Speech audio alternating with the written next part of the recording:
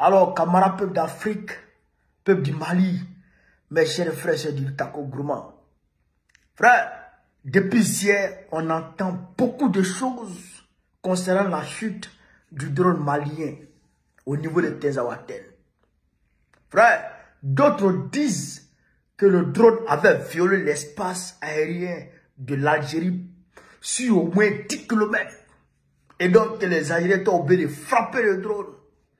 D'autres disent que le drone avait déjà dépassé l'Algérie qui était en direction de la France. Il avait traversé la mer pour aller en France, pour aller tomber là-bas. Et donc les Français ont demandé aux Algériens de très rapidement frapper parce que Assimi Goïta, il y aura manqué. Frère, je vous ai dit, en politique, quand il y a une situation qui survient, surtout entre États, il faut écouter la version officielle de l'État. Comprenez ça? L'État malien a fait un communiqué hier, le gouvernement malien, je dirais l'armée malienne a fait un communiqué hier, et aujourd'hui, il y a un autre communiqué qui a été confirmé par le chef d'état-major. Camarades peu d'Afrique, on va écouter la version officielle de l'armée malienne et Baokone va décortiquer. C'est de ça qu'il s'agit. On est parti chez Camarades peu d'Afrique. Je confirme le contenu du communiqué de l'état-major général des armées qui a été diffusé par la DIRPA relatif à cet incident de crash d'un aéronef des FAMA. Et tout d'abord, je voudrais dire que les FAMA poursuivons les missions de recherche et de destruction des refuges terroristes sur l'ensemble du territoire national, conformément aux missions qui nous a été confiées, la mission de défense du territoire national, en coordination avec les autres pays de l'AIS. C'est dans cette mouvance et sur la base des informations reçues et des renseignements confirmés et recoupés que nous avons engagé un aéronef dans la localité de Tezawaten, où se tenait une grande réunion des cas de terroristes. L'information a été confirmée, ils étaient en réunion, c'est dans ce cadre qu'on a engagé cet aéronef-là, dans le cadre de la recherche et la destruction de cet objectif. Donc, de l'analyse de tous les rapports et des comptes rendus qui sont parvenus, je confirme que l'aéronef opérait dans les limites du territoire national, comme il l'a toujours fait. Ce n'est pas notre première fois d'opérer dans la région de Kidal ou bien dans le secteur de Tezawaten. Nos aéronefs ont toujours opéré dans les limites du territoire national. Je voudrais dire, sur ce plan, nos forces restent des forces professionnelles et nous gardons un grand sens de responsabilité. Donc, les coordonnées du crash sont disponibles, ont été relevées. Et ces coordonnées du crash confirment que le crash a eu lieu sur le territoire national. Donc les enquêtes sont en cours et nous attendons des conclusions qui donneront plus de détails. Le message que j'ai à lancer au peuple malien, c'est de rassurer le peuple malien que nous sommes des forces professionnelles, forces armées maliennes restent des forces professionnelles, tant en organique qu'en opérationnel. Les missions de recherche et de destruction des refuges terroristes vont continuer et s'intensifier sur l'ensemble du territoire national. Je demande à la population de rester sereine, de faire confiance aux FAMA, nous restons déterminés, et surtout de faire confiance à nos autorités par rapport à la gestion de cet incident. L'autre point que j'ai à dire, rassurer le peuple malien, pour dire que cet incident n'entame à rien nos capacités opérationnelles. La preuve est que ce matin déjà, dans la même localité de Tezawaten, des informations recoupées et des renseignements confirmés. On parlait encore de la présence des terroristes dans la même localité et la cible a été repérée et traitée ce matin. Donc je voudrais dire au peuple malien d'être serein, appeler la population malienne à avoir confiance aux FAMA et à nos autorités. Et je dis, les forces armées maliennes sont des forces professionnelles et nous avons un grand sens de responsabilité. Je veux dire et je répète que nous ne doutons pas. Nous aucun doute dans notre esprit par rapport à ce qui concerne la défense de l'intégrité territoriale du Mali. Aucun doute, aucune menace ne nous entravera par rapport à cette mission. Nous restons déterminés, nous allons défendre notre territoire, nous allons protéger les Maliens jusqu'au sacrifice ultime, comme le serment que nous avons pris. Donc, toute cette campagne, ou bien tout ce qui est en cours aujourd'hui, nous n'allons pas nous laisser divertir, nous allons continuer nos missions de recherche et de destruction des terroristes sur l'ensemble du territoire national. Et je mets quiconque à défi. Toute personne, j'ai l'habitude de dire, toute personne qui se mettra, ou bien toute organisation qui se mettra en travers de la sécurité et de la stabilité du Mali, nous allons vous combattre. Nous allons le combattre. Combattre comme la mission nous a été confiée. Et je dis, les enquêtes continuent, attendons les conclusions voilà, de cette enquête et faisons confiance aux forces armées maliennes. Voilà. Donc, vous avez entendu, vous avez compris. Vous avez compris. Ni le premier communiqué, ni cette conférence n'a fait mention de l'Algérie. Vous comprenez ça? Il n'a pas été dit ici que l'AR-9, le drone, a été frappé par l'Algérie. Il n'a pas été mentionné ici. Et il a été clairement dit que selon l'analyse des coordonnées du drone, le drone opérait dans les limites du territoire malien. Donc déjà, ceux qui disent que le drone avait déjà dépassé l'Algérie qui partait au niveau de la France, ils ont déjà menti. Vous avez compris? Premier mensonge. Deuxième mensonge. Est-ce que le drone a été frappé réellement par l'Algérie? On n'a pas encore de sources officielles concernant ça et on n'a pas encore les preuves matérielles. Vous comprenez? Les enquêtes sont en cours.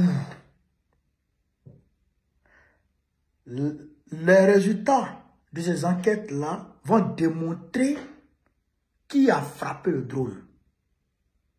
Est-ce que vous vous rappelez, en été 2024, là, vous savez que quand Tezawaten, il y a eu l'événement qu'il y a eu à Tezawaten où nos forces ont perdu une bataille. Vous savez qu'il y avait des drones ukrainiens. Vous savez qu'il y avait des missiles ukrainiens sur le terrain. Vous savez que, c'est pas moi qui le dis, c'est le petit-fils du général de Gaulle qui l'a dit. Les armes qui sont livrées à l'Ukraine finissent dans le Sahel. Clairement. Et il y a un journaliste américain proche de Donald Trump qui l'a dit que Zelensky vend les armes qu'on lui donne sur le marché noir. Imaginez la quantité de missiles qu'on vend à l'Ukraine. Donc, ça peut être de ce côté-là. Vous comprenez? Ça peut être de ce côté-là. Parce que si on avait les preuves que c'est... Si on avait déjà les preuves que c'est l'Algérie qui a frappé ce drone, il y a longtemps l'armée malienne, ou il y a longtemps le gouvernement malien allait faire un communiqué de mise en garde. Direct. Quoi? Le Mali va avoir peur de l'Algérie? Le Mali n'a pas eu peur de la France. Il n'a pas eu peur. Le Mali seul, hein, à lui seul, il n'était pas encore à l'AES. Il n'a pas eu peur de la France. Il n'a pas eu peur de l'Union européenne. Il n'a pas eu peur des Nations Unies. Les casques bleus. Il n'a pas eu peur de cela. Il n'a pas eu peur de Takuba. Frère, le Mali n'a eu peur de personne. Et il a dit ce qu'il avait à dire quand il était opportun de le dire. La même Algérie qui est là, quand le ministre des Affaires étrangères, Ouere a commencé ses affaires bizarres, Abdoulaye Maïga est allé aux Nations Unies pour le traiter d'énergumène devant tout le monde aux Nations Unies. Après, ils ont arrondi les bois, ils sont arrangés, ils ont parlé. Vous comprenez ça? Donc, il n'est pas, je dirais, opportun ou il n'est pas nécessaire de faire les fuites en avant. Prendre le pas sur l'armée malienne ou sur les autorités maliennes. Ça a signé un combat à la place des autorités maliennes. Ce n'est pas nécessaire. Parce que si, effectivement, ils ont les preuves, ils vont dire. Mais même là, à l'issue des enquêtes, s'ils constatent que c'est l'Algérie, ils vont dire que c'est l'Algérie et ils vont mettre en garde l'Algérie. On n'a pas peur de quelqu'un. C'est ce qu'il a dit tout à l'heure. Toute organisation, toute personne qui vont se mettre au travers du chemin du Mali qui mène vers sa libération ou la reconquête de son territoire national, de l'intégrité de son territoire, sera combattue. Toute entité, qui que tu sois, tu seras combattu. C'est ce qui est dit. Donc, il faut savoir traiter les informations. Il faut savoir où s'abreuver, sinon on fait les erreurs. Et ces erreurs-là, ça nous est plusieurs fois arrivé. Donc aujourd'hui, on a grandi. Et c'est en connaissance de cause qu'on parle. Oui, c'est en connaissance de cause qu'on parle. Il ne faut pas faire les frites en avant. Il ne faut pas prendre le pas sur, je dirais, les voies officielles. Vous comprenez? Moi, j'ai eu à attaquer frontalement Faure Gnassingbé, le président Faure, parce que je doutais clairement et je dirais à tort de sa sincérité vis-à-vis de l'AES. Mais ce que je ne savais pas, c'est que Faure est un membre fondateur, à la limite, un membre fondateur non affiché de l'AES. Ah oui, ça, je vais vous dire ça aujourd'hui. Après recoupement d'informations, je peux vous dire que Faure Gnassingbé que vous voyez là, il est membre fondateur non affiché de l'AES. Et donc, quand tu prends le pas sur les informations non officielles, si tu ne fais pas attention, tu fais ce genre d'erreur. Et c'est pourquoi d'ailleurs, j'ai présenté mes excuses en toute humilité au président Faure. Excellence, je me suis trompé quant à votre sincérité dans votre relation avec les pays de l'AES. Quant à votre sincérité dans votre coopération avec les pays de l'AES. J'ai pensé à tort que vous rusiez avec eux.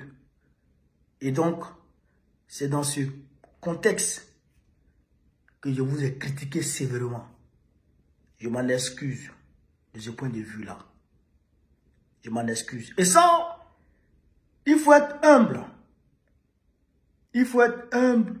Parce que l'orgueil, c'est l'orgueil qui a fait que Satan a été chassé du paradis. Quand tu fais une erreur et que tu réalises que c'est une erreur que tu as commise, il faut revenir sur tes pas et faire ce que tu dois faire pour réparer l'erreur. Et puis ne plus reprendre cette erreur. C'est ça que Dieu a indiqué aux croyants. C'est ce qu'on appelle la repentance. Est-ce que vous comprenez un peu? Donc, chers camarades, ne vous assignez pas le combat ou le rôle de l'armée malienne ou des autorités maliennes. Les médias qui bavardent, les médias algériens qui bavardent là, ils sont dans un chemin. On ne sait pas, peut-être que les autorités elles-mêmes, les autorités algériennes elles-mêmes pilotent ces médias là en bas. Mais nous, on ne regarde pas ces médias. Nous, on regarde les voies officielles et les preuves matérielles. Quand les preuves seront à disposition, les mesures seront prises. Ça, c'est clair. Donc, n'écoutez pas les médias là d'abord. Calmez-vous d'abord. Écoutez les voix officielles. Est-ce que vous a tout dit? C'est ce qu'il a dit aux étudiants la dernière fois. Est-ce qu'il vient vous dire ici? quand il y a un événement qui survient, attendez les informations officielles. Nul ne peut aimer l'AES que les dirigeants et la population de l'AES. Nul ne peut aimer le Mali que les Maliens. Nul ne peut aimer le Niger que le Nigérien. Nul ne peut aimer le Burkina que les Burkinabés. Jamais. Est-ce que vous comprenez ça? Donc, ce qu'eux vont dire là, c'est ça qui est la vraie vérité. Et c'est ce qu'il faut suivre. Donc, n'écoutez pas les oué. On n'a pas peur de l'Algérie. On n'a pas peur de l'Algérie. Oui, on n'a pas peur de l'Algérie. Ça, c'est clair. Voilà. C'est ce que je voulais vous dire sur cette vidéo, chers camarades d'Afrique. Sur ce, vive l'Afrique libre. Vive le panafricanisme. Vive tous les présidents panafricains. Vive le capitaine Ibrahim Traoré. Vive le général Assimi Goïta. Vive le général Abdourahmane Tiani. Gbagbo, président de la Côte d'Ivoire en octobre prochain.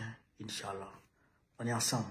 La première chose, abonnez-vous à cette page. Cliquez sur le bouton s'abonner qui s'affiche juste en bas. Et la deuxième chose, cliquez sur la cloche de notification pour ne rater aucune des vidéos que je publie ici très régulièrement.